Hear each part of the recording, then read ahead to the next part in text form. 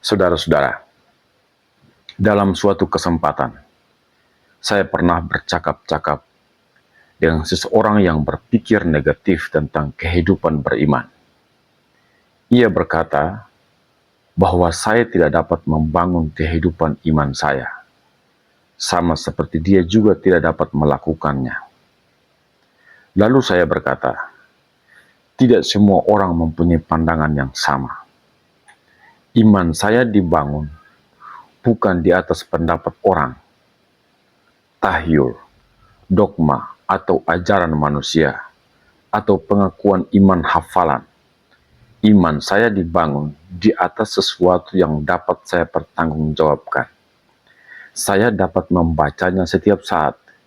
Saya dapat mengaplikasinya pada diri saya sendiri. Dan yang saya maksudkan adalah Alkitab, yang adalah firman Allah yang tertulis. Ketika Yohanes berada di Pulau Patmos, ia mengalami suatu penyataan ilahi atau yang disebut dengan apokalipsis, suatu penyingkapan dari pribadi yang agung yang ada di sepanjang sejarah dan kekekalan. Pribadi yang agung adalah Yesus Kristus. Lalu Yohanes menyampaikan pesan yang ia terima. Ia berkata begini, inilah wahyu Yesus Kristus yang dikaruniakan Allah kepadanya, supaya ditunjukkannya kepada hamba-hambanya apa yang harus segera terjadi. Dan oleh malaikatnya yang diutusnya, ia telah menyatakannya kepada hambanya Yohanes. Yohanes telah bersaksi tentang firman Allah dan tentang kesaksian yang diberikan oleh Yesus Kristus, yaitu segala sesuatu yang telah dilihatnya. Itu yang dicatat dalam Wahyu pasal 1 ayat 1 sampai ayat yang kedua. Saudara-saudara, kata firman Allah yang digunakan di sini mengacu pada firman yang telah berinkarnasi menjadi manusia. Jadi ada firman yang diucapkan, ada firman yang tertulis, dan ada firman yang telah menjadi manusia. Manusia dan perkataannya mungkin adalah dua hal yang berbeda, tetapi tidak demikian dengan Allah dan firman-Nya. Firman Allah adalah dirinya sendiri, dan tetap sama, kemarin, hari ini, dan sampai selama-lamanya. Kita diselamatkan karena mendengar dan membaca firman yang hidup. Kita diselamatkan dari apa yang dicatat dalam Alkitab, sesuatu yang kita pegang dan kita baca. Ada pengetahuan yang bersifat akademis dan teoritis. Manusia dapat membaca Alkitab secara akademis. Meskipun demikian, ia bisa atau tidak mengetahui secara intelektual akan maknanya. Tidak semua orang dapat memahami isi Alkitab. Tidak semua orang dapat mengasihi dan menerima firman Allah, kecuali mereka yang telah disucikan hatinya. Mereka yang telah dilahirkan kembali, mereka yang telah diselamatkan. Karena itu Yohanes pasal 17 ayat 3 berkata begini, inilah hidup yang kekal itu, yaitu bahwa mereka mengenal Engkau, satu-satunya Allah yang benar, dan mengenal Yesus Kristus yang telah Engkau utus. Kemudian Petrus dalam suratnya yang pertama pasal 1 ayat 23 sampai 25 berkata begini, kita telah dilahirkan kembali bukan dari benih yang fana, tetapi dari benih yang tidak fana oleh firman Allah yang hidup dan yang kekal. Sebab semua yang hidup adalah seperti rumput, dan segala kemuliaannya seperti bunga rumput. Rumput menjadi kering dan bunga gugur, tetapi firman Allah tetap untuk selama-lamanya. Inilah firman yang disampaikan Injil kepada kamu. Saudara-saudara, jadi kita disucikan oleh firman Allah. Yohanes pasal 15 ayat 3 mengatakan, kamu memang sudah bersih karena firman yang telah kukatakan kepadamu. Lalu pada pasal yang ke-17 ayat 17, Yohanes kembali mengatakan, kuduskanlah mereka dalam firman-Mu, kebenaran-Mu adalah firman, dan firman-Mu adalah kebenaran. Kuduskanlah mereka dalam kebenaran-Mu, dalam firman-Mu. Dan dalam Efesus pasal 5 ayat 26, Rasul Paulus mengatakan, sekarang engkau telah dikuduskan, karena engkau telah disucikan dengan dimandikan dengan air, yaitu firman. Jadi kita telah disucikan oleh firman Allah. Manusia akan terhilang oleh karena menolak untuk menerima firman Allah. Dalam 2 Tesalonika pasal 2 ayat 10 sampai ayat yang ke-12, Rasul Paulus mengatakan, karena mereka tidak menerima dan mengasihi kebenaran yang dapat menyelamatkan mereka. Dan itulah sebabnya Allah mendatangkan kesesatan atas mereka yang menyebabkan mereka percaya akan dusta, supaya dihukum semua orang yang tidak percaya akan kebenaran dan yang suka kejahatan, karena mereka tidak menerima dan percaya pada kebenaran itu. Ketika kita membuka dan membaca Alkitab, harus dengan motivasi yang benar dan dengan hati nurani yang penuh hormat, bukan untuk mencari-cari kesalahan Alkitab seperti yang dilakukan oleh sebagian orang. Pada dasarnya, kita adalah manusia yang telah terhilang, manusia berdosa, manusia yang tidak sempurna, dan tentu saja manusia yang belum diperbaharui dan diselamatkan akan mengalami kebinasaan dan tidak memiliki pengharapan yang kekal. Saudara-saudara, kita harus berpegang pada ajaran yang sehat, yaitu Alkitab. Ketika Paulus berkata, peganglah ajaran yang sehat, yang ia maksudkan adalah perkataan-perkataan Allah yang memberikan kesehatan rohani dan kehidupan. Paulus menggunakan kata sehat untuk menghubungkan dengan ortodoksi iman seseorang. Misalnya, jika ia adalah seorang pengkhotbah, maka ia akan menjadi pengajar kebenaran, bukan pengajar ajaran palsu. Rasul Paulus memiliki pendirian dan komitmen doktrinal yang sangat kuat. Tubuh tanpa tulang tidak akan ada gunanya dan tentu saja tidak indah.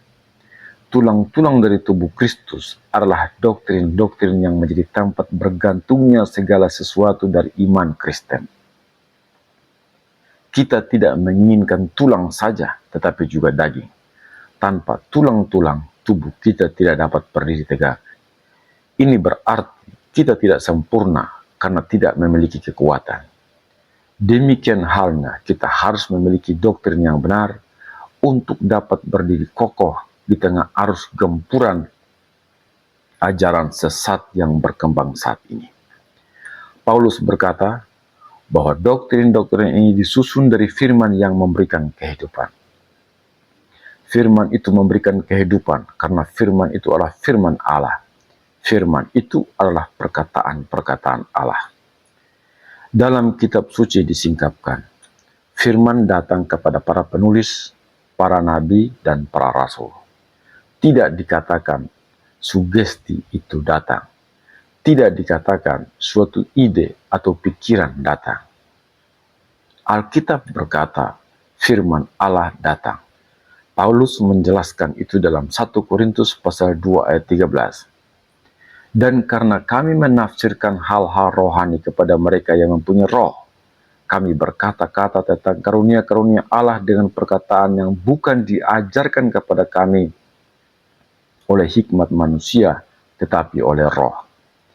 Dan dalam Yeremia pasal 23 juga dikatakan, bukankah firmanku seperti api?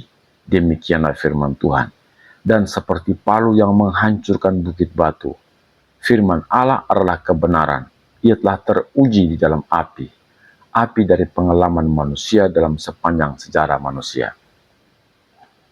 Dalam Mazmur pasal 12 ayat yang ke-6, firman Tuhan adalah firman yang murni, bagaikan perak yang teruji, 7 kali dimurnikan dalam dapur peleburan. Narasi firman Tuhan adalah firman yang murni, menggunakan kata tahor. Berkali-kali kata ini digunakan dalam perjanjian lama. Kata ini digunakan berhubungan dengan emas yang digunakan di kemah suci, di mana ada 7 kandil yang dibuat dari emas murni. Kata yang lain yang juga diterjemahkan murni dapat kita temukan dalam Mazmur pasal 119 ayat 140. Firman-Mu sangat murni. Dalam pasal 30, kata yang sama digunakan lagi dengan menggunakan kata saraf yang diterjemahkan sangat murni. Saraf berarti memasukkan ke dalam dapur peleburan api untuk memurnikan. Firman Allah yang murni dan teruji itu ada di tangan kita sekarang ini, yaitu Alkitab. Kita masih dalam frasa peganglah ajaran yang sehat. Dari segala masa, banyak orang telah berdiri dengan kitab suci di tangannya dan mengumumkan firman Allah. Musa telah melakukannya. Yeremia juga telah melakukannya. Esra telah melakukannya. Tuhan Yesus telah melakukannya. Ia memegang firman Allah di tangannya dan ia mengkhotbahkan apa yang tertulis dalam Alkitab. Paulus melakukannya. Agama kita, agama Kristen adalah agama dari Alkitab dan iman kita adalah iman dari Alkitab. Ketika seseorang mengkhotbahkan Alkitab, ia menyampaikan seluruh nasihat Allah dari Alkitab. Seseorang dapat berkata bahwa ia dapat membuktikan hal-hal yang tidak dapat diterima secara akal dan logika sebagai bentuk pengingkaran terhadap Alkitab. Misalnya, mereka mengingkari keilahian dari Tuhan Yesus Kristus. Mereka mengingkari bahwa ia adalah anak Allah dan bahwa ia adalah Allah dengan didasarkan pada beberapa ayat dalam Alkitab. Mereka mengatakan bahwa semua orang telah diselamatkan dengan menunjukkan frase, ia adalah juru selamat semua manusia, supaya oleh kasih karunia Allah ia mengalami maut bagi semua manusia. Seperti yang dicatat dalam Ibrani pasal 2 ayat 9. Oleh sebab itu, ini berarti bahwa semua orang diselamatkan tanpa perlu percaya kepada Tuhan Yesus, tanpa perlu hidup dalam kebenaran. Atau mereka berkata bahwa manusia diselamatkan oleh karena perbuatan baiknya dengan mengutip Yakobus pasal 2 ayat 21 yang mengatakan, bukankah Abraham bapa kita dibenarkan karena perbuatan-perbuatannya ketika ia mempersembahkan Ishak anaknya di atas mezbah? Dan masih banyak lagi ajaran-ajaran palsu yang diungkapkan. Mereka mengambil satu frase atau satu perikop dalam Alkitab untuk mendukung argumentasi palsu mereka. Saudara-saudara, ketika kita menyampaikan suatu kebenaran, akan muncul bentuk yang pasti, doktrin yang pasti, kebenaran teologi yang pasti. Anda mungkin bertanya kepada saya, bagaimana hal ini bisa terjadi ketika orang-orang membaca firman Allah yang sama, namun ada orang yang berdiri dan mengatakan pendapat dialah yang paling benar dan yang lain lagi mengatakan seperti itu. Bagaimana kita menjelaskan kerumitan perbedaan pandangan itu? Saya memiliki jawaban yang sangat sederhana. Tidak seorang pun yang membaca firman Allah secara benar.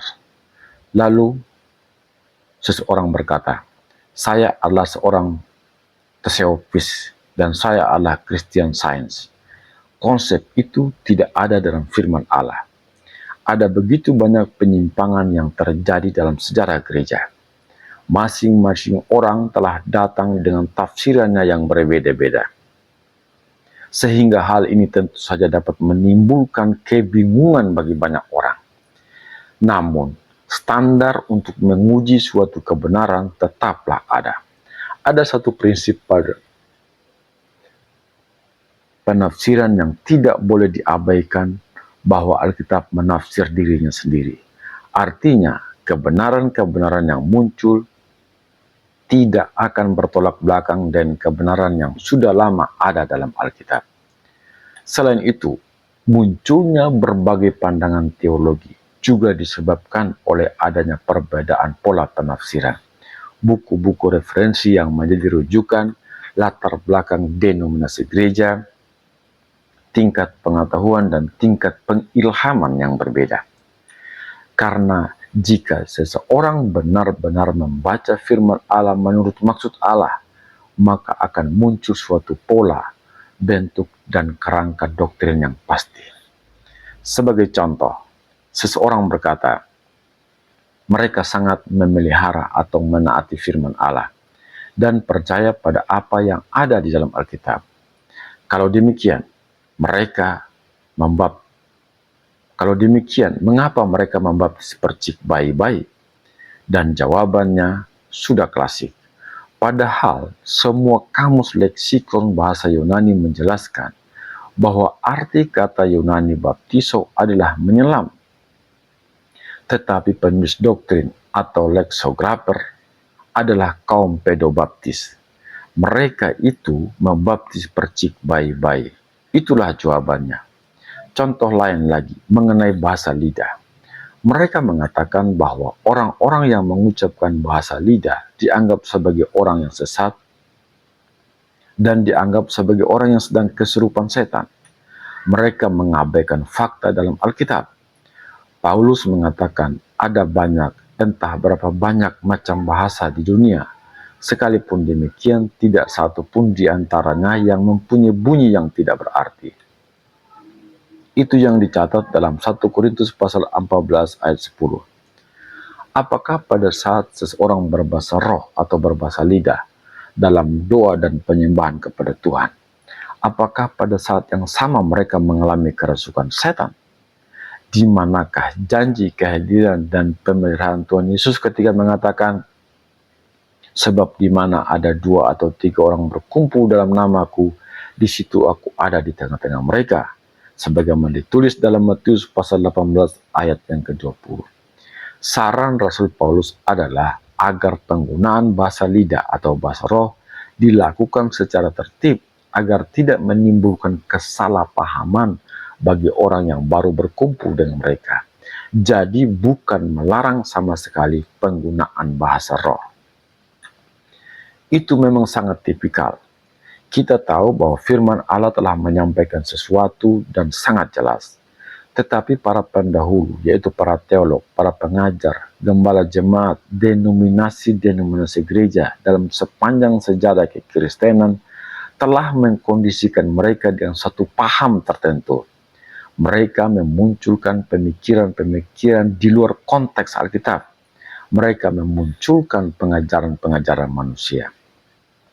Tetapi jika saudara berani meninggalkan kondisi ini dan keluar dari opini-opini, spekulasi-spekulasi, dan persuasi-persuasi, kemudian mempelajari firman Allah secara benar, maka akan muncul suatu bentuk, pola atau outline, ringkasan yang pasti. Itu bisa terjadi jika Anda mengizinkannya. Saudara-saudara, ada hal-hal yang pasti yang firman Allah ajarkan. Dan ketika saudara menyampaikan seluruh firman Allah, bentuk itu menjadi sangat berbeda. Pola ini menjadi sangat jelas dan sangat mudah dipahami. Untuk menyatakan seluruh firman Allah dan mempresentasikan seluruh firman Allah, akan muncul suatu bentuk yang pasti dan benar. Kita akan membuat perbandingan tentang gambar sebuah bintang dengan 5 sudutnya. Perhatikan gambar bintang itu. Setiap sudutnya sama dan setiap garisnya sama panjang. Anda dapat memutar gambar bintang ini sedemikian rupa, tetapi hasilnya akan selalu tetap sama. Pada bagian dalamnya, Anda dapat menemukan 10.000 hal yang berbeda, tetapi sudut-sudutnya tetap sama dan garis-garisnya tetap sama panjang. Bintang itu memiliki bentuk yang tetap sama, yaitu gambar bintang yang indah dengan 5 sudutnya. Tetapi jika Anda mengubah salah satu sudutnya, atau jika Anda mengubah panjang garisnya, maka gambar bintang itu akan berubah. Begitu juga dengan kebenaran Allah. Jika Anda mau mempresentasikan seluruh kebenaran Allah, berapapun banyaknya yang telah Anda lakukan, itu akan tetap sama. Tetapi ketika Anda membuat doktrin yang tidak alkitabiah, itu sama halnya Anda memperpanjang atau memperpendek salah satu garis. Anda mengubah seluruh penampakan gambar bintang itu, yaitu kebenaran yang asli. Anda telah mengajarkan kebenaran yang palsu. Dalam generasi kita sekarang ini, terlihat sepertinya wahyu Allah yang sempurna hampir hilang. Masing-masing orang telah datang dengan penafsirannya yang berbeda-beda. Tetapi jangan khawatir, karena pada sisi yang lain, pada generasi yang lain, pembawa ajaran yang menyimpang pasti akan diinjili dengan pertolongan Roh Kudus. Dimanapun itu terjadi, ketika kebenaran Allah dikhotbahkan kembali, akan selalu muncul pola yang sama, model yang sama, sistem teologi yang sama. Dimanapun Injil diberitakan dalam berbagai bahasa, berbagai zaman, bentuk yang sama akan nampak. Proporsi yang sama akan terlihat, kebenaran pasti akan muncul dengan sendirinya. Saudara-saudara, hal lain yang berhubungan dengan bentuk ini, Rasul Paulus mengatakan, peganglah bentuk ajaran yang sehat. Peganglah pola itu. Maka ini akan membawa keselarasan pada seluruh wahyu dan kebenaran Allah. Tidak saling kontradiksi. Karena kebenaran-kebenaran Allah tidak pernah berubah. Kebenaran itu kekal. Karena kebenaran disampaikan oleh Allah. Itu adalah ketetapan dari Allah sendiri. Tidak peduli seberapa jauh Anda pergi dan seberapa tinggi pendidikan Anda. Kebenaran fundamental ini tidak akan pernah berubah. Seperti itulah firman Allah. Kebenaran-kebenaran Allah yang agung dan fundamental tidak pernah berubah. Kategori kebenaran ini bersifat kekal. Jika keberadaan manusia yang telah rusak dinyatakan dalam firman Allah pada ribuan tahun yang lalu, maka kerusakan atau kebobrokan itu tetap ada dalam ras manusia sampai hari ini. Jika pemilihan Allah benar berdasarkan Kejadian pasal 12, jika pemilihan itu benar berdasarkan kitab Roma pasal 11, jika pemilihan itu benar berdasarkan ucapan Rasul Paulus, sebab di dalam Dia Allah telah memilih kita sebelum dunia dijadikan, supaya kita kudus dan tak bercatat di hadapannya. Dalam kasih Ia telah menentukan kita dari semula oleh Yesus Kristus untuk menjadi anak-anaknya, sesuai dengan kerajaan kehendaknya. Jika kebenaran ini ada pada zaman Rasul Paulus, maka kebenaran ini juga untuk zaman ini tidak akan pernah berubah. Saudara-saudara, begitu juga dengan seluruh doktrin dari Alkitab. Bagaimanapun Anda mempelajarinya, tidak akan pernah berubah. Kita mungkin telah belajar banyak dan belajar lebih keras.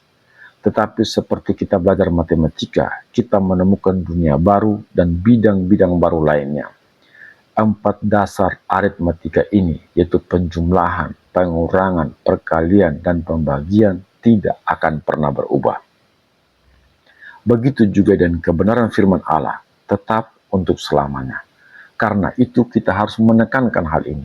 Peganglah bentuk ajaran yang sehat itu. Kata peganglah sebagaimana yang disebutkan dalam 2 Timotius pasal 1 ayat 13 berasal dari kata ece.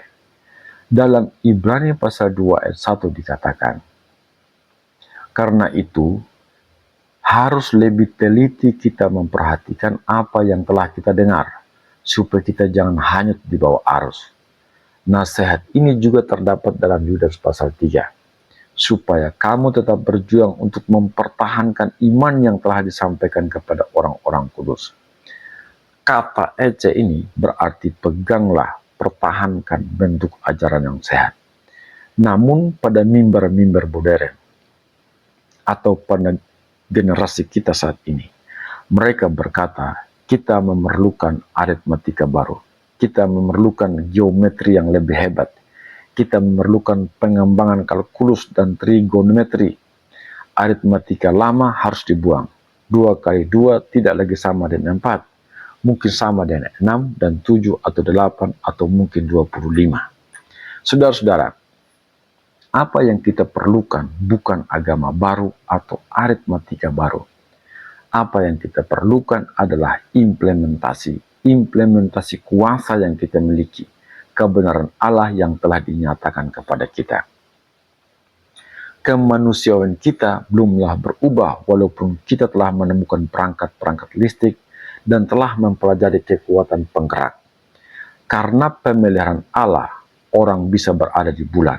Jika sebelumnya mereka pernah bertengkar di bumi, mereka juga akan bertengkar jika mereka ada di bulan. Manusia selalu membawa benih-benih kebobrokan, kebencian, dan pertikaian bersama dengan dirinya. Kita masih tetap manusia yang sama, walaupun mungkin kita menemukan tanah yang baru, wilayah yang baru. Kita masih perlu diselamatkan dari kebiasaan buruk atau sifat-sifat buruk. Jika penebusan yang ditekankan dalam Keluaran pasal 12 yang mengatakan, apabila aku melihat darah itu, maka aku akan lewat daripadamu. Maka penebusan yang ditemukan dalam 1 Yohanes pasal 1 dan darah Yesus, anaknya itu menyucikan kita dari segala dosa, masih kita perlukan saat ini, tidak berubah. Saudara-saudara, ketika kita mengubah kepercayaan seseorang, kita mengubah karakternya, kita mengubah hidupnya, kita mengubah orang itu. Ketika kita mengubah kepercayaan hamba Tuhan, kita mengubah karakternya, kita mengubah khotbahnya, kita mengubah orang itu. Ketika kita mengubah kepercayaan gereja, kita mengubah gereja itu, kita mengubah karakter gereja itu, kita mengubah jemaat dari gereja itu. Maka firman Tuhan mengatakan, peganglah segala sesuatu yang telah engkau dengar daripadaku sebagai contoh ajaran yang sehat, dan lakukanlah itu dalam iman dan kasih dalam Kristus Yesus. Allah telah berfirman, dan kita memiliki firman itu di tangan kita. Kita dinasihati untuk mempertahankan bentuk asli firman Allah. Kita melakukannya dalam iman dan kasih. Mungkin ada orang yang mempertahankan kebenaran Allah dengan sangat kaku, tidak tanpa kasih. Mereka bisa saja memiliki doktrin yang benar dan menjadi kaku dan sangat kasar. Namun, Paulus memperingatkan kita untuk melakukannya dengan penuh kasih. Entah mereka setuju dengan kita atau mereka tidak setuju dengan kita. Saudara-saudara, selalu dan di segala kesempatan kita diingatkan akan hal ini. Paulus berkata dalam suratnya kepada jemaat Efesus, katakanlah kebenaran di dalam kasih. Bagaimanapun juga kita semua harus memiliki pendirian iman dan memegang teguh kebenaran Allah. Memang begitu mudah untuk terjebak dalam satu polemik dan perdebatan. Semua itu seharusnya tidak perlu. Seperti Tuhan Yesus ketika ia berbicara kebenaran, ia dipukul, dianiaya, dan ia tidak membalas memukul. Ketika ia dicaci maki, ia tidak membalas dengan mencaci maki. Ketika ia dipaksa untuk berbicara tidak sopan, ia justru berbicara kebenaran di dalam kasih. Sikap ini harus menjadi semangat kita. Ketika kita mempertahankan iman dan mengumandangkan kebenaran, lakukanlah dalam kasih, lemah lembut, penuh perhatian. Doktrin yang alkitabiah adalah tulang yang tersusun menjadi kerangka yang kuat. Tanpa doktrin iman, gereja yang agung, kita akan menjadi lemah. Namun membuatnya menjadi indah dan dapat diterima adalah apa yang menutupi kerangka itu. Semua keindahan Tuhan telah diberikan kepada kita. Bagaimanapun juga, Tuhan dapat membantu kita untuk menjadi seperti yang Ia inginkan. Menyelaraskan dua hal ini, yaitu dengan tegas menyampaikan seluruh kebenaran Allah dan sekaligus melakukannya dengan hati yang penuh kasih. Ini adalah kebenaran Allah yang sejati. Sampai jumpa dalam program selanjutnya. Tuhan Yesus memberkati kita. Amin.